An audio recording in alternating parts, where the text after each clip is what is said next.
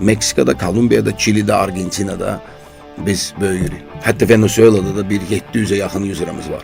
Onun hesabına mən çox şey öyrəndim. Yəni o mənim şəxsi biznesimdə böyük bir kömək elədi. Və mənim fikrimcə ən böyük çətinlik odur ki, bizim aramızda bir birlik yoxdur. Çünki Avropa ən asan giriş mənim üçün Latviya idi. Burada investisiya aldığımdan öncə mən investisiyamı xaricdə aldım, məliyyə investordan. Əslində Bakıda, Azərbaycanda investisiya almaq çətin deyil.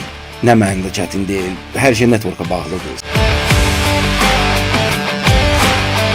Salam Ayaz, xoş gəldin bizim podkastımıza. Biz çox sevincliyik ki, səni bizim podkastımızda qonaq kimi qarşılayırıq. Ona görə ki, sənin yaxşı bir təcrübən var bu vaxta qədər. Həm də yaxşı bir, uğurlu bir, mən deyərdim, startup qurmuşsan. Bunlara başlamamışdan əvvəl, ilk əvvəl istəyərdim ki, bir özünü təqdim eləyəsən. Həm təcrübən haqqında danışasan, həm də buradan biz startup haqqında danışa bilərik. Salam Cəmil, mən çox şadam ki, bugün sizə qoşuldum. Əslində mən yəqin ki, bilirsiniz ki, çox da bu podkastlara və digər ictimai yerlərə qoşulmuram, amma sən çağıranda gəldim böyük məmnuniyyətlə. Adım Ayazdır, artıq 18 ildə marketinq sahəsindəyəm. Son 2 ildə Dosti Pet Care startupla məşğulam. Bu nədir? Bu deməli ev heyvan sahibləri üçün bir növ assistentdir. Hansı ki, birinci gündən sonuncu günə qədər sizə dəyərli məlumatlar, vacib olan insightlar və ümumiyyətlə öz həyatını heyvanla necə qurmaq lazımdır, xoşbəxt bir həyat necə yaşamaq lazımdır, o sahədə kömək eləyir. Əslində mən öz yolumu Baxter şirkətində başlamışam. Orada Head of Business to Business Marketing səviyyəsinə çatdım. Ondan öncə korporativ satışda da işlədim. Manchester United layihəsinin layihə rəhbəri olmuşam. Baxeldən sonra öz idman marketing agentliyimi qurdum. Böyük bir layihələrə imza atdıq. Bakı marafonu, Avro 2020, Avropa 2019, İslam oyunları və s. və l. Pandemiya dövründə IT şirkətini təsis elədim, Digitox. 4 ildən sonra onu satdım və Dostiyə başladım. Artıq fevralda 2 ildə olacaq ki, mən Dosti ilə məşğulam.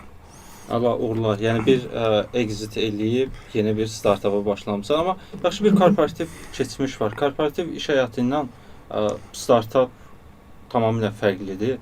Bu keçid necə baş verdi? Ümumiyyətlə bu Dosti'nin ideyası necə meydana çıxdı? Çox niş bir ideyadır, çox niş bir bazarda, amma niş olsa da öz daxilində çox böyük bir auditoriyaya sahibdir qlobalda. Bəli, dünyada 2 milyarda yaxın ev heyvanları var, qeydiyyatdan keçmiş ev heyvanları və təxminən 1 milyarddan çox heyvan sahibləri. Bazar həqiqətən də çox böyükdür və gördüyünüz kimi Azərbaycanda da son illər ərzində bu bazar böyüyür. Hər bir küçədə birisi o mağaza görürsünüz, bir vet klinika görürsünüz, groomer salonu görürsünüz və s. Küçədə gəzəndə itlər, pişiklər. Yəni bizim də yanaşmamız həmən bu topika çox dəyişir. Yəni 10 il bundan öncə kiminsə bir iti var idisə, bu məndə bağda hardasa bir it var. Artıq o mindsetdən keçdik və həqiqətən də pet parenting mindsetə doğru gedirik. Mənim özümdə 3 dənə it var, 3 labrador, artıq 6 yaşlı, bir dənə 3 yaşlı labradorlar, Matilda, Maço və Lucky. Və pandemiya dövründə evdə olanda oturub fikirləşirdim, mən öz həyatıma, itlərlə öz həyatıma rəng necə qata bilərəm. Başladım əpləri download eləməyə. Fikir verdim ki, əplərin çoxusu 95%-i birincisi A pandemiya dövründə bazara təqdim olunub, B, onlar single point, single purpose bir əplər olub. Ya treyninqlə bağlı, ya nutritionistlə bağlı, ya da ki, vetlə əlaqə qurmaq olan bir əplər. Sözün açığı pet parenting sırf treyning, ya nutrition, ya vet deyil.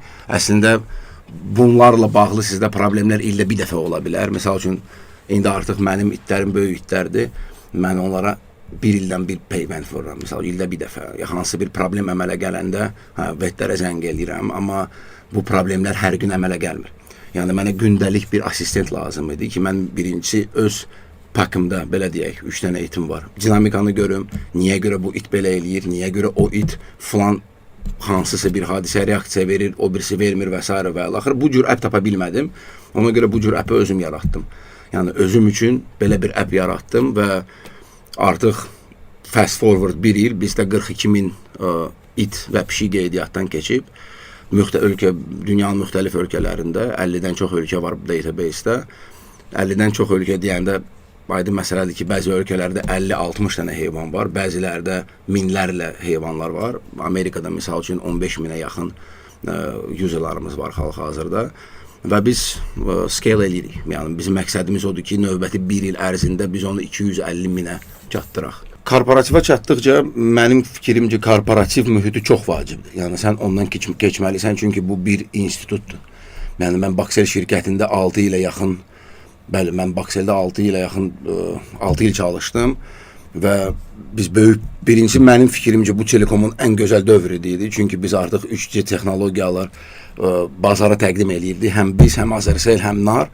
Rəqabət çox gözəl idi, çox gözəl bir layihələr, gözəl bir məhsullar, çox dinamik bir mühit. Onun hesabına mən çox şey öyrəndim. Yəni o mənim şəxsi biznesimdə böyük bir kömək elədi. Birinci, ilkin networku, peşəkar networkunu mən sırf Baxseldə qurmuşam. Həm korporativ satışda işləyəndə, həm marketinqdə işləyəndə. Ondan sonra Baxseli tərk eləyəndə, öz idman agentliyimi quranda, mən artıq həmən o şirkətlərlə, vaxtilə işlədiyim şirkətlərlə artıq əlaqədə idim. Həm sponsorluq baxımından, çünki məndə mənə məxsus olan layihələr var idi.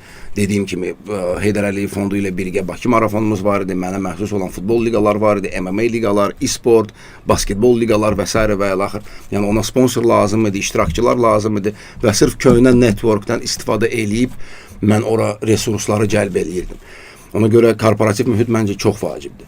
İndiki dövrdə biz baxırıq ki, startapçılar ortalama 21, 22, 23 yaşda, amma onlar çoxsu korporativ mühiti görməyən insanlar. Mənim fikrimcə, yəni korporativ mühit böyük bir shape sənə verir və ondan sonra sən artıq şəxsi biznesə hazırsan. Razıyam, mən də elə fikirləşirəm. Ona görə ki, insan gərək müəyyən bir iş mexanizmini görə mənimsə, daha sonra da bir problemi görə ona həll təqdim edir. Necə ki, sən bu problemi görmüsən öz ev heyvanlarıyla, daha sonra qurmusan. Artıq 2 il bir vaxt keçib. Bu 2 il müddətində həm investisiya almısan, həm xarici bazarlara çıxmısan, həm xarici tədbirlərdə iştirak eləmisən. Azərbaycanda komanda var, Azərbaycanda qurmusan, amma dünyaya fokus olmusunuz, skiliniz çox böyükdür. Bilmək istəyirəm ki, Azərbaycanda startup qurmaq nə qədər asan və yaxud da çətin prosesdir? Ümumiyyətlə, bu proses necədir? Burada investisiya almaq imkanları necədir? Belə deyək, bugünkü gündə burada investisiya almaq imkanları daha çoxdur, nəinki 5 il bundan öncə. Çünki ekosistem paralel olaraq böyüyür. Amma biz nəzərə almalıyıq ki, tək startupları yox, VC-lər də bizlə paralel olaraq böyüyürlər. Yəni, elə bir şey, bizim bazarımızda Sequoia ya da Andreessen Horowitz kimi bir VC-lər yoxdur. Yəni, VC-lər də bizə paralel olaraq böyüyür. Hal-hazırda bəzi çətinliklərlə əlbəttə ki, rastlaşırıq. Bu sir deyil. Yəni, bütün ekosistemdə bəzi çətinliklər var və mənim fikrimcə ən böyük çətinlik odur ki, bizim aramızda bir birlik yoxdur. Yəni, paralel olaraq biz hamımız nəyinsə üzərində işləyirik, hansısa bir layihələrə imza atırıq, amma biz bunları birləşdirib yeganə bir ekosistem yaratmırıq. Kimlər? Regulatordan tutmuş, böyük holdinglərə qədər, startuplara qədər, yəni biz paralel olaraq hamımız öz işin üzərində işləyirik, amma ekosistemdən danışanda, ekosistem çox populyar bir söz olubdur. Yəni hamı hər yerdə, hər tədbirdə, hamı hər tədbirdə, hər yerdə ekosistem sözünü işlədib, amma o sözə artıq dəyər verən yoxdur. O sözə təəssüflər olsun ki, artıq inanan da yoxdur, çünki biz reallıqla rastlaşırıq. Okey, İDA öz tərəfindən nəsə eləyir, Paşa Holding öz tərəfindən nəsə eləyir, InMerge böyük bir, regionda böyük bir tədbir, Sabah Hub öz tərəfdən nəsə eləyir, Kafkaz VC öz tərəfdən nəsə eləyir, biz startup olaraq öz tərəfimizdə nəsə eləyirik. Amma biz ildə bir dəfə yığışıb, hansısa bir tədbirdə bir-birimizi görüb, nələrisə müzakirə eləyirik, ayaq üstü, ondan sonra hər şey dağılır, təzədən bir il heç kim heç nədən xəbəri olmur və biz yenə də işləyirik və problemlər əmələ gəlir. Mənim fikrimcə bu ən böyük bir problemdir. Mənim şirkətim Latviyada qeydiyyatdan keçib, yəni mən şirkəti Latviyada qeydiyyatdan keçirmişəm 2 il bundan öncə, çünki Avropa ən asan giriş mənim üçün Latviya idi. Latviyada belə bir yer var, Startup House Riga. Yəni sən startupçısansa, investorsansa, ekosistemin hansısa bir oyuncusansa, adi bir vətəndaş, hər gün Startup House Riga'ya girərkən sən orada onlarla adam görəcəksən. Ekosistemə aid olan insanlar. Ortada bir böyük bir otaq var, ortada mikrofon. Sən hansısa bir ideyan varsa, mikrofona yaxınlaşıb bu ideyanı söyləyə bilərsən. 10 dəqiqə vaxt verilir, 15 dəqiqə. Bu pitch deyil. Sadəcə sən ideyalan bölüşürsən və orada digər ekosistemin oyunçuları, proqramçılardan tutmuş investorlara qədər öz feedbackini yerində sənə verə bilərlər. Yəni mənim fikrimcə bu çox vacib bir işdir. Bu çox maraqlı bir layihədir. Bizdə təsvirlər olsun ki, belə bir layihələr yoxdur. Startup Wednesday var, Startup Cafe var və s. və ilaxır, amma onlar daha çox private şəkildə keçirilir.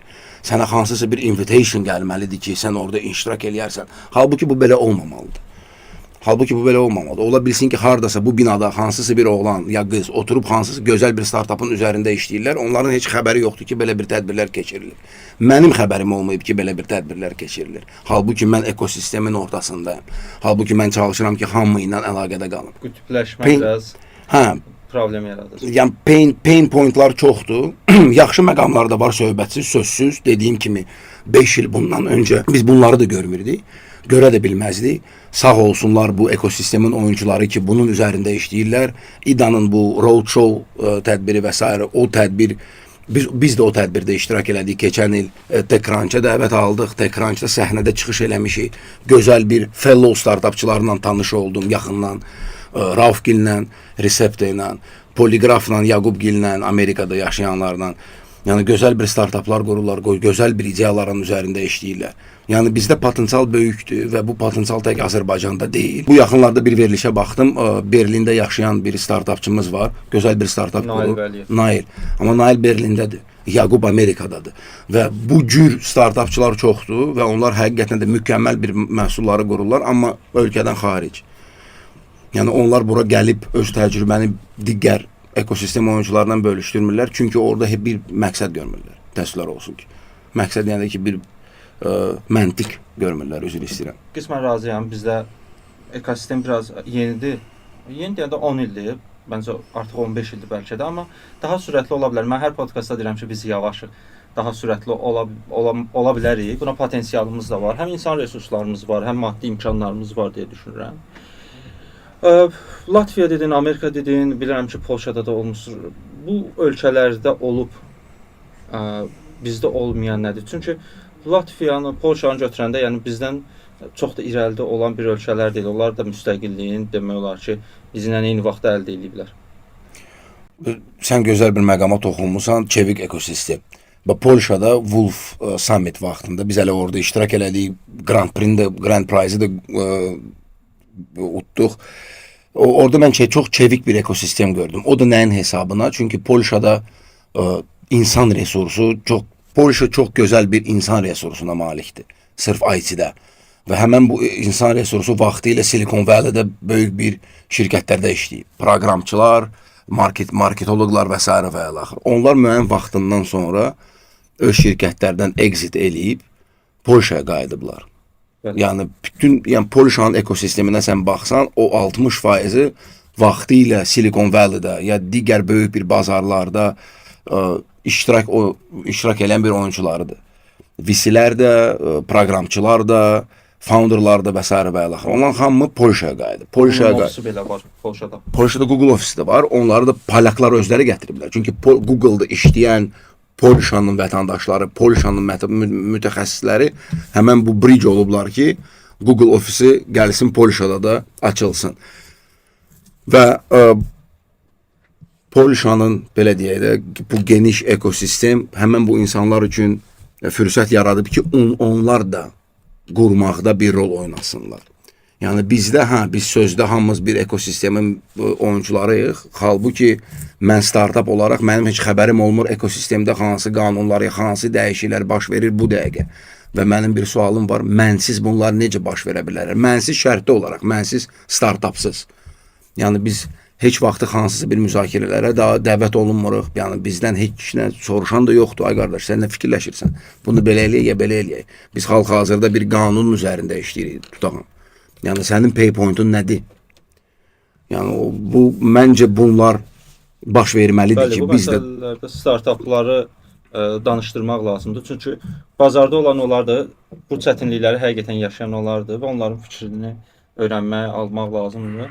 Regulasiya məsələləri biraz yavaş gedir bildiyim qədərilə. Çünki investisiya məsələlərində biraz hələ ki oturuşmayan məsələlər var. Ona görə də bir çox startuplar ölkə xaricindən investisiya almaqda çətinlik çəkirlər. Bu reallıqdır. Amma daxili investisiya imkanları var. Mən əvvəlki podkastda da deyirdim, Bakının o şey yaxşıdır. Hamı bir-birini tanıyır. Bir ekosistemdəsənsə hamı bir-birini tanıyır. İnvestora çox rahat gedib çıxa bilərsən. Burada da başlamaq üçün investisiyalar var. Həm mələk investorlar var, həm VC-lər var. Burada investisiya almaq üçün startap nə etməlidir? Siz almısınız, bilirəm. Bunu necə elədiniz, aldınız? Burada investisiya aldığımdan öncə mən investisiyamı xaricdə aldım, mələk investordan. Mənim bəxtim gətirib, çünki mənə deyiblər ki, belə bu cür bir insan var, o da böyük bir pet advokatdır, xanımdır, böyük bir pet advokatdır, UK-də yaşayır. Gəlin səni tanış eləyib, mənim dostum mənə onu deyib, məni tanış eləyib həmən bu insandan. Biz bir zəng elədik, bir-birimizlə tanış olduq, mən öz ideyam onunla danışdım. O da dedi ki, okey, növbəti 3 ay ərzində mən Bakıda olacam, görüşərik, daha ətraflı ideyanı deyərsən. 3 ay keçdi, biz danışdıq, görüşdük, tam olaraq ideyamı, strategiyamı, vizyonumu onunla bölüşdürdüm. Dedim ki, belə bir vizyonum var, bu cür şirkət qurmaq istəyirəm, çətin olacaq. Əlbəttə ki, pet space çox fragmented bir spacedir, tək bizdə yox, dünyada. Yəni, o da təzəlikcə bu texnologiyaları cəlb eləyir. Yəni, insanlar bu texnologiyalardan istifadə edib, gündəlik həyatında istifadə edirlər. Yəni, hər şey təzəlikcə başlayır, vaxt lazımdır. Amma biz hər şeyi düz eləsək, yaxşı bir biznes qura bilərik. İnsan mənə inandı və artıq 2 ildə biz bir yerdəyik. Sağ olsun, böyük bir dəyər qatdı bizim startupımıza. Həm vision, həm maliyyə resursu, həm digər resurslar, network baxımından. Ondan sonra mən Kafkaz Ventures apply elədim. Kafkaz Ventures apply eləmişəm və mənim piçim o olub ki, qardaş, mən Azərbaycandakı startup Məmmədi çoxdan tanıyıram, böyük bir hörmətim var. Biz Məmmədlə Bakseldə bir yerdə işləyirdik. Azərbaycanda, mən həmişə deyirəm, Azərbaycanda marketing anlayışı təzəlikcə gələndə Məmməd orada idi. Ona görə mən Məmmədlə görüşdüm, dedim ki, Məmməd, mən istərdim ki, mənə yerli bir startup, yerli bir VC investisiya eləsin. Çünki mən Azərbaycanlı olaraq şirkəti, baxmayaraq ki, Latviyada qurdum, amma bir gün də orada yaşamamışam. Mənim ofisim 28 may küçəsindədir, 3 bina o tərəfdədir. 22 nəfər adam var, işçim var, işçi həyəti var. Mən istərdim ki, yerli bir VC məni back eləsin. O da dedi ki, okey, istəy bir qırağa, what's your proposition? Oturduq Məmmədlə, həftələrlə danışdıq, günlərlə danışdıq. Defend elədim öz propositionumu və Kafkaz VC mənə investisiya elədi. İnvestisiya elədik və artıq bir ildə Kafkaz VC ilə bir yerdəyik. Əslində Bakıda, Azərbaycanda investisiya almaq çətin deyil. Nə mənada çətin deyil. Hər şey network'a bağlıdır. Sən düz insanları tanıyırsansa, düz yerdə işləmisənsə, düz yerdə olmusansa, sən insanları tanıyırsan və bu insanlar vasitəsilə bir investisiya ala bilərsən. Amma mənim fikrimcə o founderların ən böyük səhvi odur ki, onlar expect edirlər ki, mən birinci qapıya döyərkən mən investisiya alacağam. Və o investisiyanı almayanda artıq başlayırlar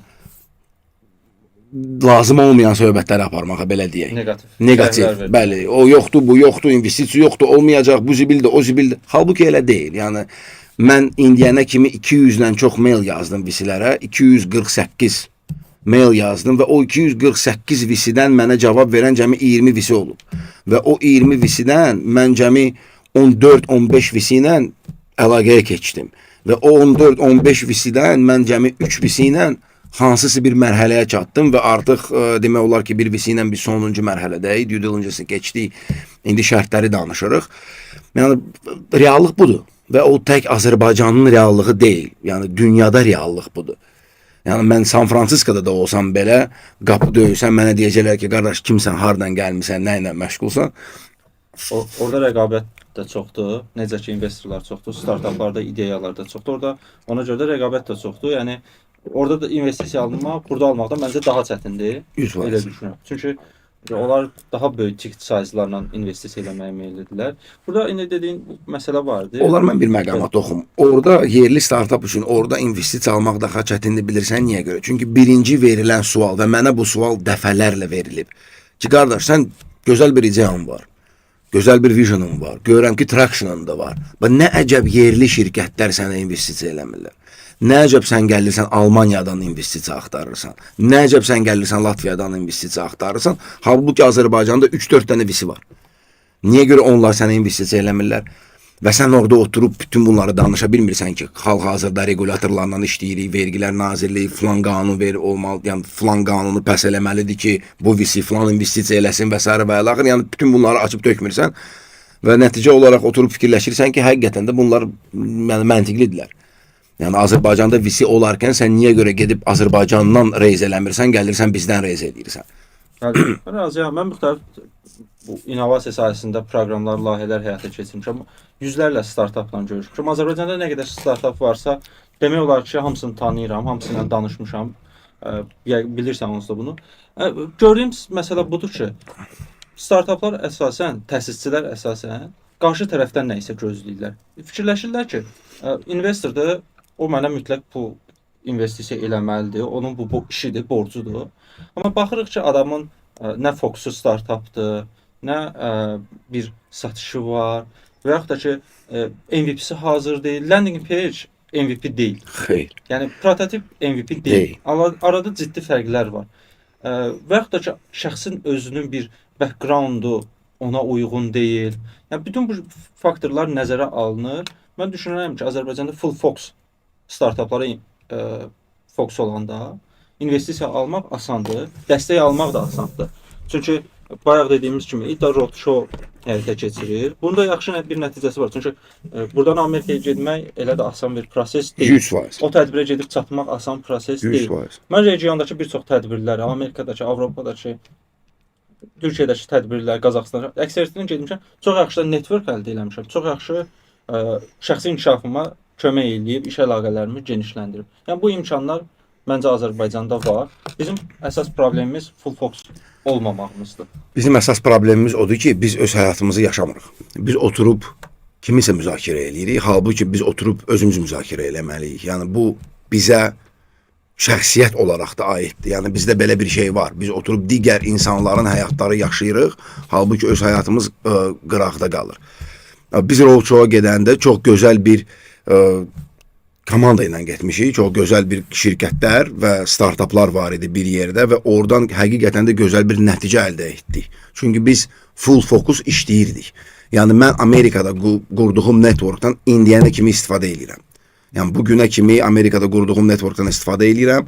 Bugünə kimi bu networkun hesabına mən Amerikada scale edirəm. Yəni B2C userları tapıram, hətta bir neçə dənə B2B leadim də var.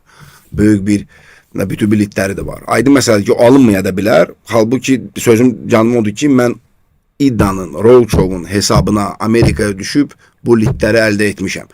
Mən İDDA'dan onu gözləyə bilməzdim. Yəni mən Amerikaya gəlib otursaydım oteldə ki, İDDA yaxşı apar məni, gəzdir məni, göstər mənə. Yəni bu belə olmur. Sən özün çıxıb, çölə çıxıb, qapı-qapı getməlisən. Araşdırıb baxmalısan ki, burada okey petlərə aid nələr var, böyük oyuncular kimdir San Francisco'da, gedib onlarla özün görüşməlisən. Sən özün. Halbuki bəzi insanlar, bəzi startapçılar sən dediyin kimi oturub fikirləşirlər ki, yox, bu kiminsə borcudur məni aparmaq, kiminsə borcudur məni kimlənsə tanış eləmək və s. və ilax. Halbuki belə deyil. Bəzi insanlar belə də hallar olub. Roadshow-a qatılarkən gedirdilər hansısa şəhərlərə, yeyib içirdilər, gəzirdilər, heç tədbirlərə də gəlmirdilər. Yəni bu kimin günahıdır? Onların günahıdır. Amma onlar qaydanda da gəlib deyirlər ki, bizə Roadshow heç nə bizə verməyib. Bizə heç nə verməyib. Mənasız bir tur idi. Ay qardaş, bu necə mənasız bir tur ola bilərdi? Orada tədbir vardı, network tədbirləri vardı. Sən haradaydın? Sən barda oturub yeyib içirdin. Misal üçün. Elə insanları da tanıyırıq. Və o tək, Cəmil, o tək bu startup aləmində olan bir şey deyil.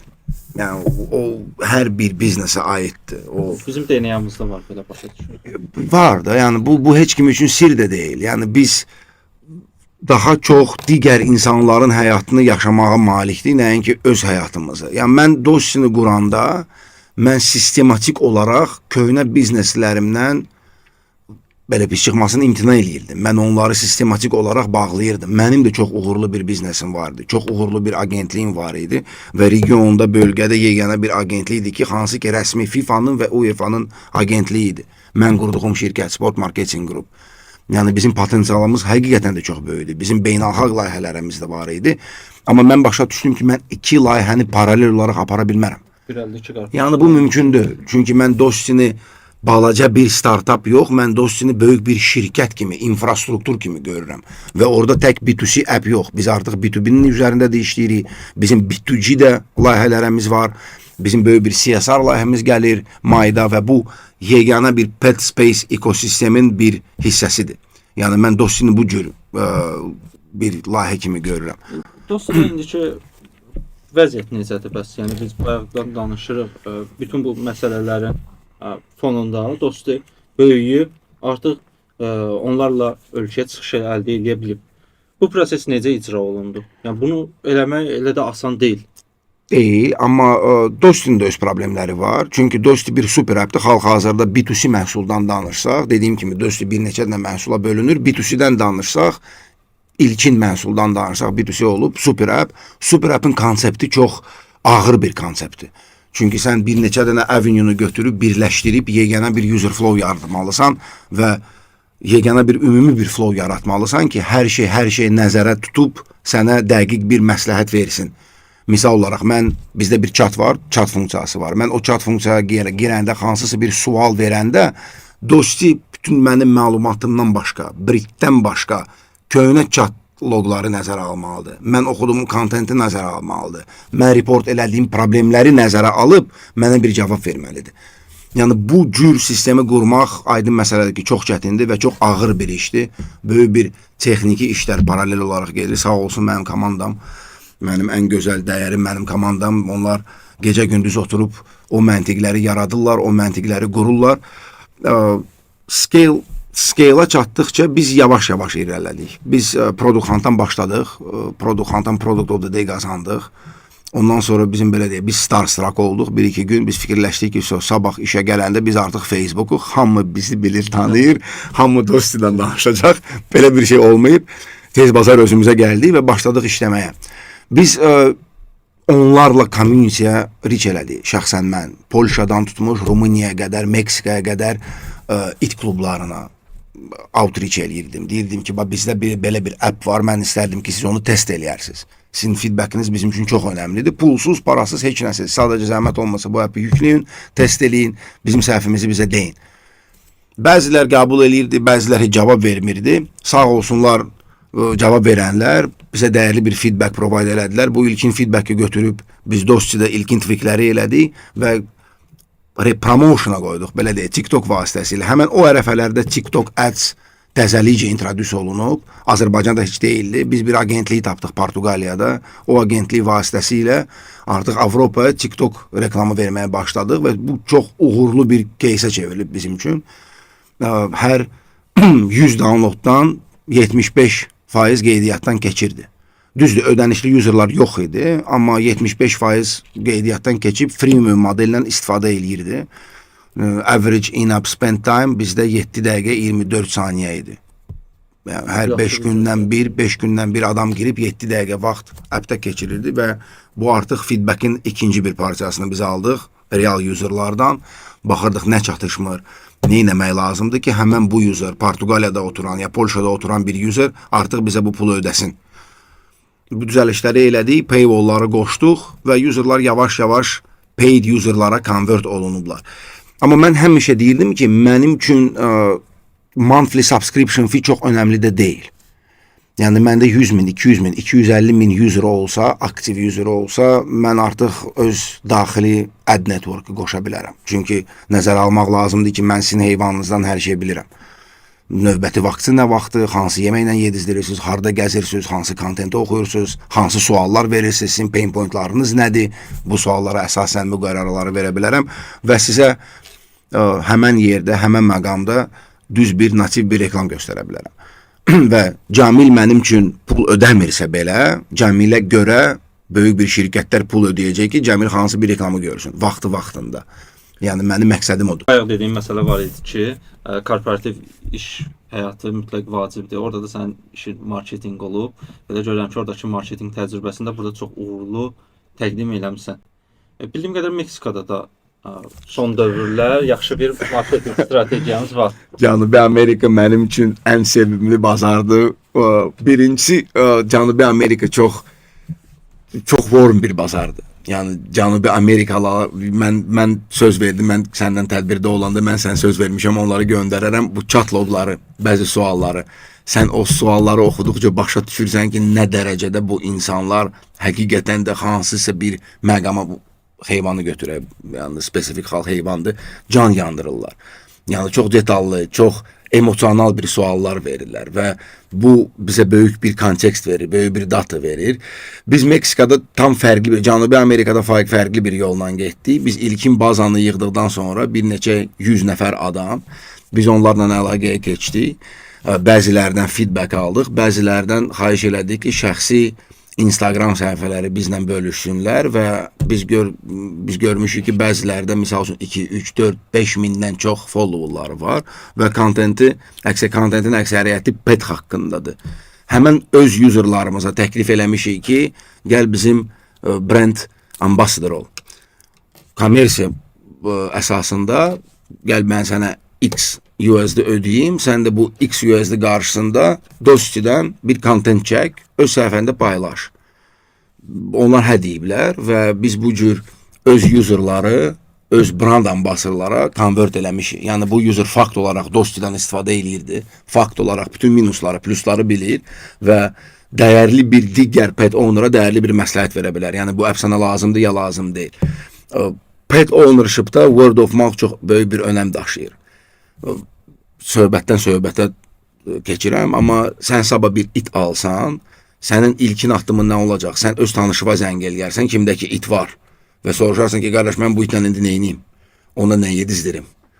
Hara gedim, hara aparım, hansı vetdən istifadə eləyim, hansı trenerə aparım və s. və əlaxır. Ona görə word of mouth çox böyük bir önəm daşıyır pet space-də və biz öz userlarımızı, öz brand ambassadorlara çevirib böyük bir bazarlara, Cənubi Amerikan bazarlarına çıxdıq və artıq minlərlə userlar var. Meksikada, Kolumbiyada, Çilidə, Argentinada biz böyüyürük. Hətta Venezuela'da da bir 700'e yaxın userımız var. Maşallah. Yerli bir böyük bir network var, El Nacional. Venezuela'dan böyük bir kanaldır, TV kanaldır. Onlar Dosti'dən paylaşım eləyiblər öz web saytında və öz Instagramında.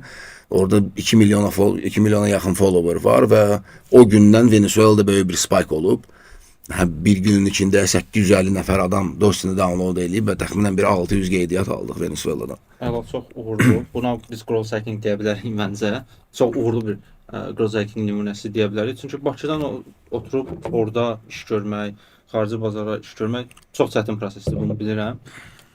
Bəs Azərbaycanda vəziyyət necədir? Dediyim kimi Azərbaycanda surprisingly bazar böyüyür və mən inanıram ki, növbəti 3 il ərzində həqiqətən də bu bazar artıq pika doğru gedəcək və o çox yaxşı bir haldır ki, biz artıq bu bazardayıq. Biz növbəti bir həftə ərzində, bir həftə deməyək, deyək bir ay ərzində bir neçə dənə Dosti for Business platformaları istifadəyə veririk. Vet klinikalardan başlayırıq. Bizdə Dosti for Business vet klinika idarə etmə panelləri var. Artıq hər bir klinika Azərbaycanda onları da təqdim eləyərik. O panellərə daxil olan asistentlər, qeydiyyat, kalendar, reminderlar və s. və əlaxır həqiqətən də çox asanlaşdırılır. Nəzərə alsaq ki, bizdə klinikaların 70%-i indiyənə kimi pen and paper-dadır. Onlar üçün yerli bir soft məncə böyük bir dəyər qata bilər. Bizim üçün də bu böyük bir test ground olacaq. Çünki biz bu B2B solution'da burada test eləyib görsək ki, nəticə həqiqətən də yaxşıdır. Sabah mən onu götürüb mənim üçün mövcud olan bazarlara scale eləyərəm. Meksikaya misal üçün, harada ki mənim 5, 6, 7 min userlarım var. Artıq həmən o şəhərə gəlib, Mexico City'yə gəlib, vetin yanına gəlib deyərəm ki, qardaş, alın mənim panelimdən istifadə elə. 7 min user dərhal səni görəcək. 7 min user dərhal səndən əlaqəyə keçəcək. Biz app'i hal-hazırda bir neçə dənə dilə tərcümə eləyirik. İspan dili, İngilis dili var, Azərbaycan dili olacaq, Türk dili olacaq, Alman dili, Frans dili və s. və əlaxır. Azərbaycanda da Dostini download edib istifadə eləmək olar. Artıq 1000-ə yaxın userlarımız var hal-hazırda Bakıda. Okay, o 1000 nəfərdən bir 90%-i biz 90 user biz özümüzük. Amma bir 900 unique user var. İstifadə edən şəxs tanıyırdım, razı idi. Dostidə. Nəzərə almaq lazımdır ki, Dosti is still work in progress. Dediyim kimi, bu çox çətin bir infrastrukturdur, Cəmil. Yəni bu hansısa bir single purpose app deyil. Mən ümumiyyətlə mənim bir teoriyam var. Sən startapı ya belə qurursan, ya belə qurursan. Biz startapımızı belə qururuq. Neighborhood kimi. Yəni bu skyscraper deyil. Bu neighborhooddur. Və ona görə o biraz vaxt aparan bir işdir. Çünki biz daim olaraq feedbackləri alıb, daim olaraq hansısa düzəlişləri eləyirik, funksiyaların üzərində işləyirik və s. və axır. Nəzərə almaq lazımdır ki, hər bir yeni bir funksiya dosyaya daxil olanda o digər funksiyalarla link olunmalıdır ki, seamless UI UX experience eləmək üçün. Maraqlı bir case var, onu da bölüşmək istəyirəm səndən. Bəzi dövlət qurumlara aiddir. Bizdə hamı sir deyil, hamı innovasiyadan danışır. Hər bir qurumda artıq innovasiya üzrə bir departamentlər var. Yəni hər bir qurum çalışır ki, nəsə innovativ bir ideyalara gətirsin. Əslində bu çox gözəl bir, sevindirici bir haldır. Halbuki təəssüflər olsun ki, bəzi qurumlar innovasiyaya indiyənə kimi hazır deyirlər.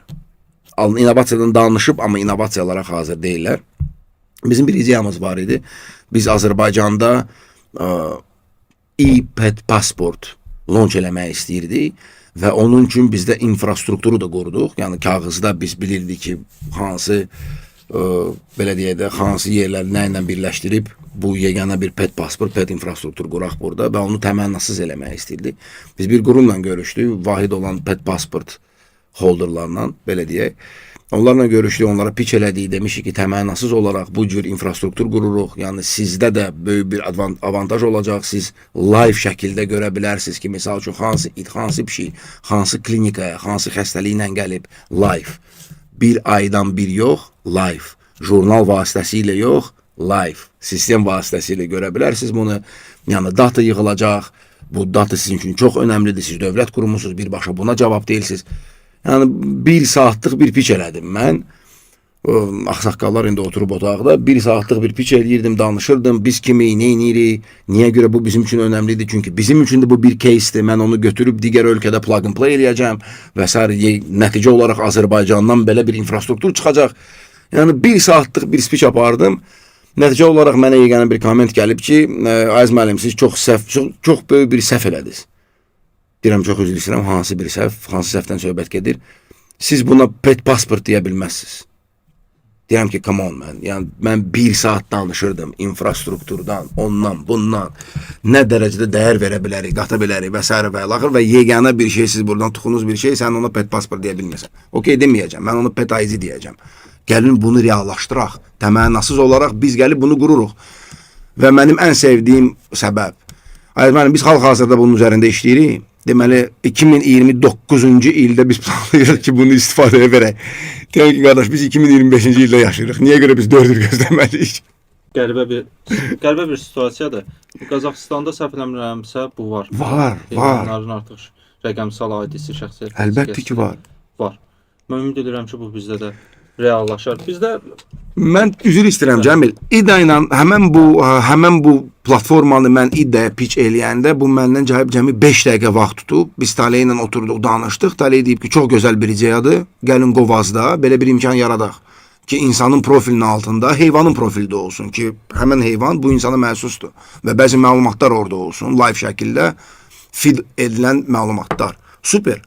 Amma deyib ki, qardaş, bu profil bizdə deyil, yəni həqiqi bir pasport bizdə deyil, sən get həmən o qurumdan danış, yəni bizi birləşdir və gəl biz bunu eləyək. Yəni biz okey veririk. Amma o qurumdan mən məsələ biraz fərqli. Bürokratik. Başa düşürəm bunu, çünki biz də danışanda, işləyəndə bunun şahidi oluruq. Bütün bu danışdıqlarımızda mən başa düşürəm ki, bizim ekosistem belə çox rəngarəngdir deyək. Və qalxıb düşən diaqramdır. Yəni bir tərəfdən investor var, digər tərəfdən regulasiya yoxdur. Bir tərəfdən VC-lər var, digər tərəfdən startaplar zəifdirlər. Bu tərəfdən startaplar var, təsisçilərin profilləri uyğun deyil. Belə çox qarışıq bir vəziyyət var. Biz bunu necə dəyişək? Necə düzəldək bunu? Okey. Ola bilsin ki, mən çox şeyləri bilmirəm. Yəni, ola bilsin ki, mən bəzi insightları bilməyib, mən hansısa bir solution sənə verə bilmərəm və mən tərəfdən bu böyük bir səhv olacaq. Kiminsə yerində danışmaq, onun işini bilməməkdən. Amma öz tərəfdən, yəni biz rəqəmləri chase eləməməliyik. Çünki biz özümüz bu rəqəmlərə inanmağa başlayırıq. Yəni biz oturub deyəndə ki, Azərbaycanda 700 neçə milyard startap var. Yəni o elə deyil. Yəni biz gözəl bunu başa düşürük. Sən də Azərbaycanlısan, mən də Azərbaycanlıyam. Emonu, Kapital Bankı, Unibankı qırağa qoysaq, Asanı və s. qırağa qoysaq, neçə dənə yerli app sənin telefonunda var? 0. Mənim telefonumda 0. Çölə çıxaq, uşaqlardan soruşaq, aşağıda siqaret çəkən uşaqlardan soruşaq ki, qardaş, telefonda neçə dənə yerli app var? Deyəcək 0. Yoxdur. Heç biri yoxdur. Okey, bizdə 700 milyard startup varsa, onlar hardadılar? Yəni biz reallığı qəbul eləməliyik ki, bizdə hal-hazırda, belə deyək, top tier 5-6 dənə startup var, B-tier 10-12 dənə startup var və potensial olaraq gələcəkdə ulduzlar, belə deyək, startup, ulduzlu olan startup 10 dənə startupımız var. Gəlin onların üzərində işləyək. A-tier'a nə lazımdır? Pul lazımdır, lead lazımdır, çıxış lazımdır. Gəlin ona fokuslanaq, A-tier'a buna verək. B-tier'a nə lazımdır? C-tier'a nə lazımdır? Və onların üzərində 2 il, 3 il, 1 il, nə bilim, x qədər vaxt onlara fokuslansaq, onların üzərində bir case quraq, bir yol çəkək və ondan sonra bu yolla digər bu 700 milyard dediyimiz startupı buraxaq getsinlər. Yəni biz reallığı qəbul eləmirik. Biz we are chasing numbers. Mənim fikrimcə bu böyük bir səhvdir. Bu bir. İkincisi, startup mənim fikrimcə tək startup deyil, biznes. Ümumiyyətlə hansı bir işi görürsən, orada təhsil böyük bir önəm daşıyır. Biz bu dəqiqə Instagram'ı açsaq, məndə Instagram yoxdur. Misal üçün sən Instagram'ı açsan, baxsan, hər gün hansısa bir yerlərdə, hansı bir workshoplar, nə bilim nələr baş verir. O workshopları deliver eləyən kimlərdir? Demirəm hamı, amma 90% insan o workshopda mentor kimi, tutor kimi iştirak edən insanlar, onlar heç vaxtı bu həyatı yaşamayıblar. Yəni adam çıxır uğurlu startupdan danışır, halbuki bu insan heç vaxtı startup sahibi olmayıb. Yəni bu insan necə foundershipdən danışa bilər? O heç vaxtı founder olmayıb. İnsan durur satışdan danışır, halbuki həyatında ruçka da satmayıb. Amma satışdan danışır. Yəni bu da bir problemdir. Çünki onlara inanan insanlar var. Onlar dediyi sözlərlə addımlar atan insanlar var və nəticə olaraq biz yenə də böyük bir noise yaradıb, amma ortada bir şey olmur. Və üçüncü problem mənim üçün dediyim kimi ən böyük problem bizdə birlik yoxdur. Təəssüflər olsun ki, bu ekosistemdə birlik yoxdur. Tek azı götür. Yegana bir mediadır, mən tanıyıram, okey, səni hər yerdə görürəm. Amma bu sənin şəxsi təşəbbüsündür. Sən özün hər yerə girib, hər yerdən kontent çıxardırsan. Halbuki bu belə olmamalıdır. Yəni ölkədə bir neçə dənə startup var, səni çağırmalıdırlar, hansısa bir daim olaraq update'lər sənə göndərməlidirlər. Böyük bir qurumlar var, hansı ki səni çağırıb deyə bilərlər ki, Cəmil, bizdə innovasiya üzrə bir idarə var. Çünki hər bir idarədə, hər bir qurumda bu innovasiya idarələr var. Qardaş, bizdən bir reportaj elə, bizdən bir yaz, bizim məqsədimiz nədir, biz nə etmək istəyirik? Yüzlərlə akselerasiya proqramları var, amma o akselerasiya proqramının içində bəzi uşaqlar oturub nəyin üzərində işləyirlər? Hansısa bir fake startupların üzərində, Facebook'un rəqibi, ChatGPT'nin rəqibi, nə bilim nəyər, Excel'in rəqibi. Niyə? Niyə axı biz oturub böyük bir şirkətləri, biz səndən bu söhbəti eləmişik, niyə görə bu böyük bir şirkətlər tədbirlərə qoşulmur? Veysel oğludan tutmuş, niyə görə onları heç kim dəvət eləmir? Veysel oğlu, Unibank, nə bilim, neçə dənə böyük bir holdinglər, şirkətlər var, onların heç xəbərləri yoxdur ki, hackathonlar baş verir, onların heç xəbərləri yoxdur ki, Bakovaycilər baş verir, onların heç xəbərləri yoxdur ki, inmörclər baş verir. Niyə görə bu tədbirlərdə birinci sırada bu şirkətlər oturmur? Çünki fakt olaraq, mən bir startupçı olaraq onlara bir dəyər verə bilərəm. Mən sabah bilsəm Veysel oğluda pain point nədir, mən gedib onlar üçün bir startup yaradaram. Və bu avtomatik olaraq bir məç olacaq. Çünki onlara da lazımdır, mənə də lazımdır. Yəni mən akselerasiyadan çıxıb 300 manatı qazanıram, 5000 manatı qazanıram, nə bilim 10.000 manatı qazanıram. İndiki reallıqda sən 10.000 manata heç bir şey qura bilməyəcəksən. Sən heç oturub həyatda, komandada yıxa bilməyəcəksən 10.000 manata. Okey, akselerasiyanı keçdim, bir-iki dənə hardasa piçi təqdim elədim, ruhdan düşdümsə, startup, mənim startup temam bağlandı. O startup layihələrinə baxanda, innovasiya layihələrinə çox yaxşıdır, ekosistem buildingdir, yaxşı eləyirlər. Amma bəzən görürük ki, eyni komandalarda bu hackathondan çıxıb digərinə gedir. Bu, belə deyil, bir biznes halını almamalıdır. Sadəcə gənclər mən düşünürəm ki, ondan istifadə eləmək. Orada çox yaxşı imkanlar var. 20-30 illik biznes, IT təcrübəsi olan şəxslər gəlirlər. Onlarla bayaq biz danışırıq ki, network çox vacibdir. Bir universitet tələbələri, gənclər, onlarla birbaşa kontaktda olurlar, özlərini inkişaf elətdirirlər. Bu prizmadan yanaşıb inkişaf elətdirməlidirlər. Digər o özəl sektorun bu ekosistemdə olmağı çox vacibdir. Mən də elə düşünürəm. Məsələn, çox uzağa getmək. İndi hamı deyəcək ki, Türkiyə çox böyükdür, çox yaxşı inkişaf eləyib və s. və s. Orada mən çox tədbirlə getmişəm burada. Demək olar ki, hər il müəyyən tədbirlər var. Hər dəfə gedirəm. Birinci sırada dövlət nümayəndələri yox. Demək olar ki, orada dövlət nümayəndələri çox az olurlar. Özəl şirkətlərin nümayəndələri əyləşirlər. Çünki onlar buna biznes marağı olaraq baxırlar. Onlar potensial olaraq baxırlar ki, bu problem, bu startup mənim problemimi həll eləyir, yoxsa həll eləmir. Bu mənə kömək eləyir, eləmir. Eləyirsə mən buna investisiya eləyirəm. 100%. Və salam, sən öz sualıma cavab verdin. İnvestisiyanı necə tapmaq olar? Yəni ekosistem mənim üçün yox, okey. Cavan startapçılar üçün həmən bu şərait yaratmalıdır. Çünki cavan startapçı bu dəqiqə, bu da bir reallıqdır. Cavan startapçı bu dəqiqə gedib hansı böyük bir holdingin direktoruna görüşə bilməyəcək. Bəli. Mümkün deyil, ona çatmayacaq. Marketing departamentində çatmayacaq. Receptionda qalacaq. Amma ekosistemdə böyük bir oyuncular var, regulatorlar var. Hansılar ki, məni götürüb həmən bu böyük bir şirkətlə tanış eləyə bilərlər. Və artıq mən böyük şirkət olarkən başa düşəcəm ki, okey, bu insanın arxanda ekosistem dayanıb və bu insan çöldən bir insan deyil, startapçıdır, hansı startupın üzərində işləyir. Akselerasiya proqramları. Bizdə Azərbaycanda, Bakıda onlarla çox fərqli akselerasiya proqramları var. Yəni o akselerasiya proqramlarının içində hansı bir layihələrin üzərində startapçılar işləyirlər. Yəni orada məqsəd nədir? Bu uşaqlar oradan çıxıb neynəsinlər?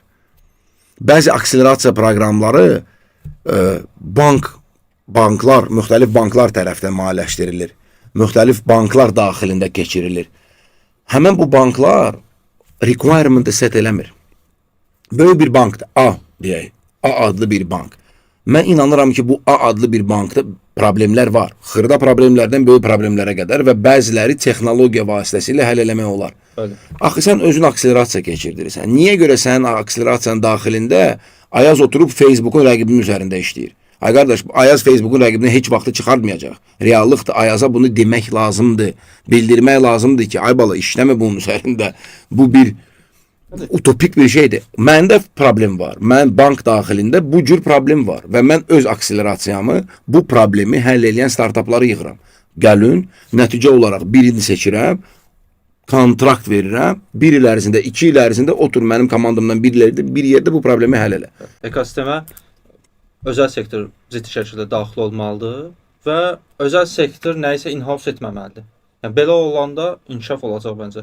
Çünki bir çox böyük korporativlərin, böyük şirkətlərin platformalarına baxanda artıq görürük ki, super app olublar, super bir hər şey in-house eləyiblər.